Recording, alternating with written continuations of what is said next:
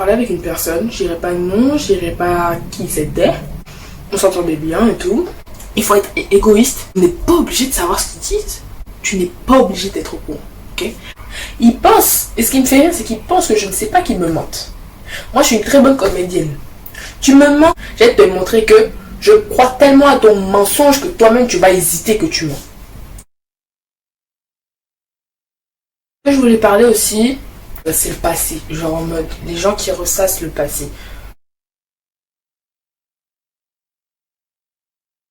Tout ce que je peux dire, c'est que si vous ressassez le passé, chose qui peut être que tout le monde fait en fait, chose que tout le monde fait, mais tout ce que je peux vous dire, c'est que si vous continuez à ressasser le passé, vous allez plus perdre votre temps à essayer en fait, vous allez regretter.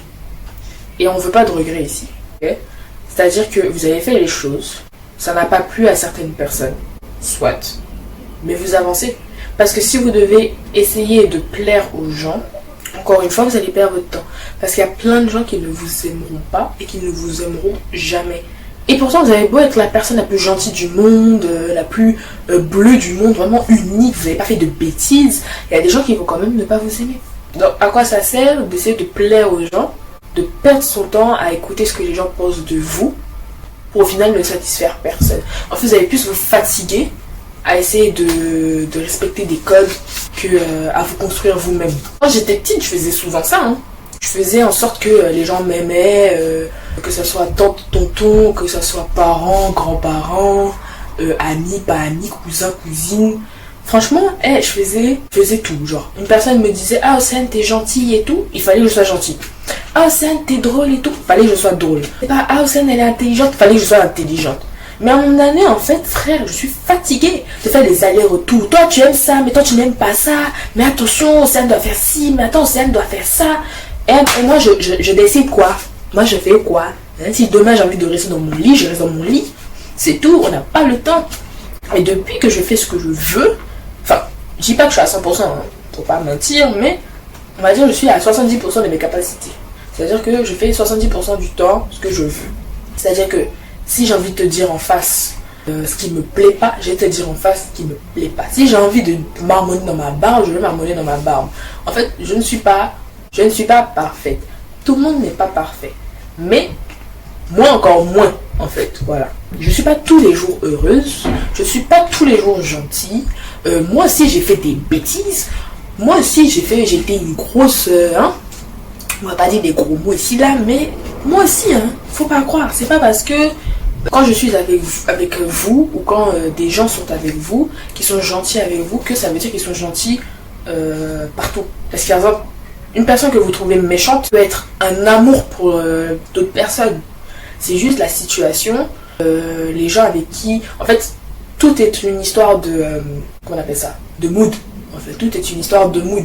C'est-à-dire que là, la personne, elle a eu un mauvais mood, je sais pas, un bad mood. Elle s'est réveillée du mauvais pied, il y a eu un décès dans sa famille, il y a quelque chose de négatif qui lui est arrivé. Elle va pas se comporter avec vous comme elle se serait comportée avec vous si elle était heureuse, elle aurait été, je sais pas moi, elle serait au top. Voilà. Donc des fois aussi, il faut pas en vouloir aux gens de dire ce qu'ils veulent, de briser des codes en fait. C'est surtout ça, de briser des codes, des stéréotypes entre guillemets qu'on leur a, des étiquettes qu'on leur a collées alors qu'ils n'ont rien demandé. Frère, est-ce que tu sais ce qui se passe dans sa vie? Tu sais pas. Alors les gens aussi qui insultent d'autres personnes parce qu'ils ne les aiment pas. Ça aussi, il faut que j'en parle. Une personne, tu ne l'aimes pas, tu t'en vas.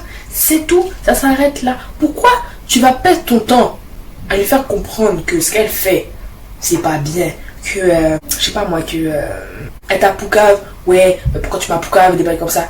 Frère, elle t'a poucave, ok, toi aussi, il fallait être plus discret, Elle t'a poucave, soit, elle verra que la vie n'est pas comme ça. La vie n'est pas comme ça. Et des gens, des fois, ils sont tellement stupides, je dirais pas stupides, parce qu'ils sont pas stupides. Ils réfléchissent tellement mal qu'ils causent leur propre perte, en fait, c'est juste ça. Le sujet que je voulais parler aussi, c'était du coup la confiance en soi. Parce qu'on en a parlé vite fait tout à l'heure, mais on n'en a pas assez parlé. Alors la confiance en soi, moi personnellement c'est un truc qui est un peu abstrait. Genre la confiance en soi. Genre, quelle est la règle pour avoir une confiance en soi? Quand est-ce qu'on sait qu'on a confiance en soi? Ça a vraiment été un truc que j'ai vraiment commencé à... J'ai commencé à me soucier de ce sujet. J'étais en peut-être 5e. Ouais, j'étais en 5e peut-être. Ouais, je sais que j'étais au collège, donc peut-être 5e, 4e. Alors la confiance en soi, MDR. Moi, j'avais pas du tout confiance en moi. Si je vous montre des photos de moi quand j'étais petite, j'ai envie de vous dire, je n'étais pas au top de ma forme, quoi. Je n'avais pas le glow-up encore. C'est vrai que je me rabaissais souvent. J'étais souvent en mode... En fait, je ne voyais pas ma valeur, en fait. Pour moi, il y avait les beaux, ok. Il y avait les gens normaux. Il y avait les moches. Moi, j'étais sous les sous-moches. Pourtant, il n'y a pas de moches, hein, mais j'étais sur les sous-moches. Je me valorisais absolument pas. Mais en fait, je me rabaissais, mais par rapport à ce que j'ai vécu, entre guillemets, je trouvais que c'était encore modéré. C'est-à-dire que pour moi, quand j'étais en primaire, et on va dire 6e, je m'en fichais de mon apparence, je m'en fichais de ce que les gens disaient sur moi. Bah, j'étais une enfant, quoi. Enfin, frère, tout ce que je voulais, c'était jouer à attrape-fille, attrape-garçon, jouer à chat, je sais pas quoi. Et puis c'est tout. Je rentre chez moi, je regarde mes Killary, mes mangas, mes animés. Me demande pas après, ne me demande rien en fait, genre. Moi, ma vie c'était ça, c'était primaire, je jouais, je regardais mes meilleurs dessins animés, je mangeais, je prenais mon meilleur goûter, dodo, on recommence la journée. C'est tout. Après, arrivé au collège, voilà, les garçons, je suis encore beaucoup chouette. C'est vrai que moi, au collège, j'ai eu beaucoup de crushs. Je pense que c'est à partir du moment où je suis arrivée au collège où j'ai commencé à avoir des crushs. C'est là où j'ai commencé aussi à faire attention à ce que j'en revoyais, en fait. Pas attention, genre, je mettais du maquillage, comme tout le monde et compagnie. Non, je faisais attention du genre... Mais c'est là où j'ai commencé un peu à porter attention au regard des gens en fait. C'est juste, voilà, ce que les gens pensent de moi, ce que les gens m'aiment et ce que les gens ne m'aiment pas, enfin bref, avoir le regard des gens. Vous connaissez déjà, quand à partir du moment où on fait attention au regard des gens, c'est game over. Donc franchement, je faisais pas attention spécialement comment je m'habillais, je faisais pas attention à ce que je portais, ouais, enfin... En fait, si je dois aller dans un côté objectif, ce que j'aime bien avec moi, c'est que depuis toute petite, je m'en fous des codes. Tout ce qui est à la mode et compagnie, je m'en foutais. Genre, les gens avaient les derniers Jordan, j'allais pas les acheter. Parce que déjà, de 1, j'ai pas l'argent. Et puis, je trouve ça un peu inutile parce que demain, il y aura d'autres Jordan, les gens voudront encore acheter. Et ça sera une boucle sans fin. Après, c'est parti autre chose. Genre, c'est parti parce que c'était pour les garçons. Vraiment le cliché, quoi. C'est vrai que je n'étais pas confiante pour les garçons parce que moi, on me voyait souvent par la fille dans son coin, je pense. C'est vrai que moi j'ai jamais vraiment demandé aux gens parce que je m'en fous, mais je pense qu'on me voyait plutôt comme la fille dans son coin, qu'avec ses amis, et quand il s'agit de garçons, c'est l'ami des garçons en fait, alors que je ne parlais à personne, mais c'était surtout ça, l'ami des garçons. Les garçons, je savais très bien que si demain j'allais dire à un garçon j'ai un crush sur toi, il va se moquer de moi, il va dire hey, MDR, toi t'es juste ma pote, genre la friendzone quoi, bravo, merci.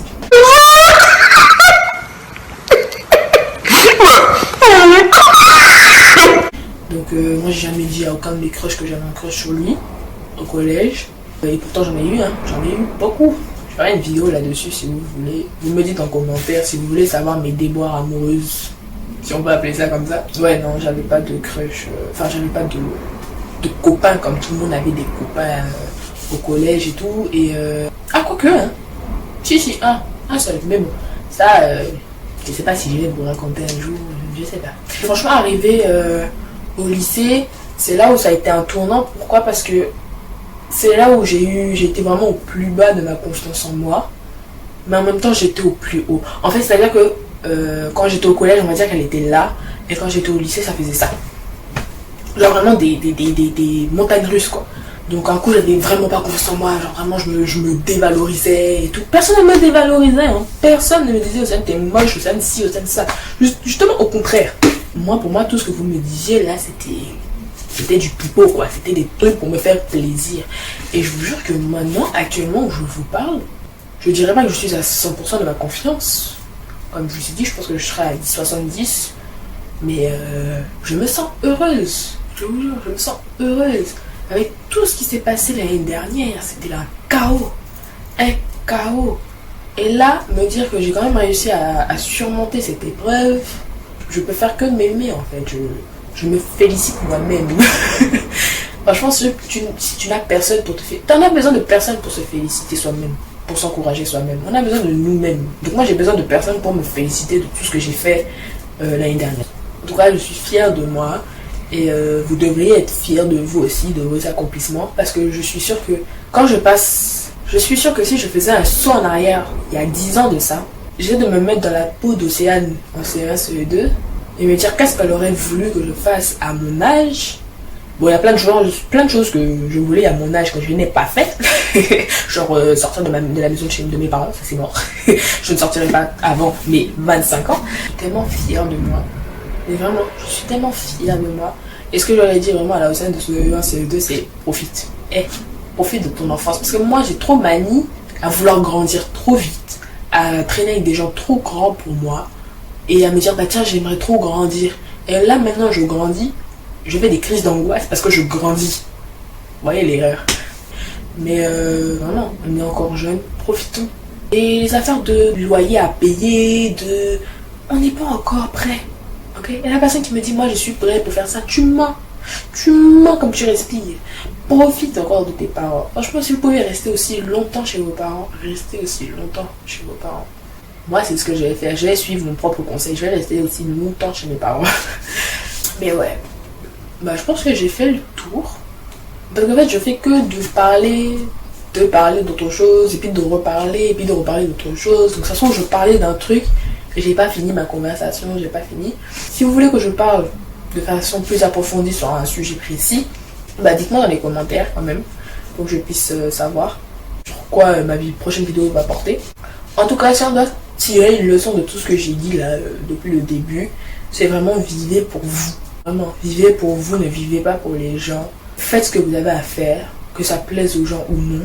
Toutes les manières, toutes les personnes qui ne resteront pas avec vous, ce sont des personnes qui devaient partir depuis belle lurette.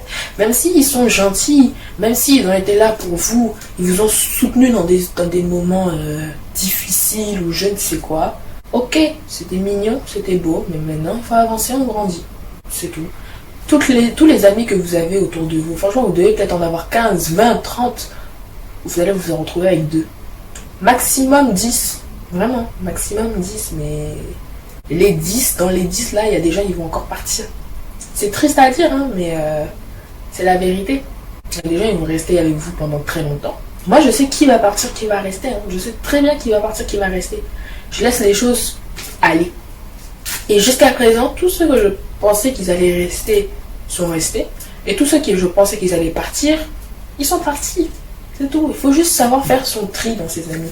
C'est pas péjoratif hein, ce que je dis, c'est juste la réalité. Il y a des gens qui vont rester, il y a des gens qui vont partir.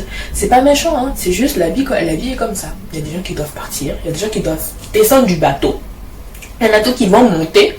Il y en a d'autres, ils vont rater la marche. Ils vont tomber dans l'eau directement. C'est comme ça, il y a des gens, voilà. Vous avez beau essayer de les tirer, faire en sorte qu'ils ne partent pas, essayer de recoller les morceaux. En fait, c'est comme si vous cassez un verre et que vous essayez de le recoller.